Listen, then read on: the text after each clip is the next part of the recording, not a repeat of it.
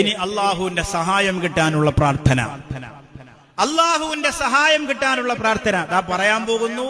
അത് എഴുതിയെടുക്കുക, അത് പഠിക്കുക. ഇന്ന് നമുക്ക് ആ പ്രാർത്ഥനയാണ് അവസാനം 11 പ്രാവശ്യം ചൊല്ലി ദുആ ചെയ്യേണ്ടത്.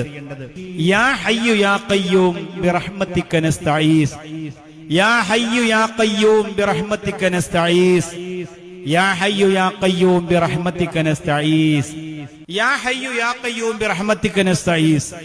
അല്ലാഹുവേ, നിന്റെ റഹ്മത്ത് കൊണ്ട് ഞങ്ങൾ സഹായം ചോദിക്കുന്നു എന്നാണ്.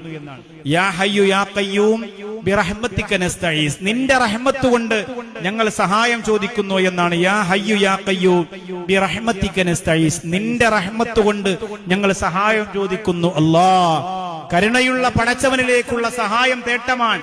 നിന്റെ റഹ്മത്ത് കൊണ്ട് ഞങ്ങൾ അല്ലാഹുവിലേക്ക് സഹായം ചോദിക്കുന്നു എന്നത്. അല്ലാഹു തൗഫീഖ് തരട്ടെ, അല്ലാഹു ഖൈറും ബറക്കത്തും തരട്ടെ.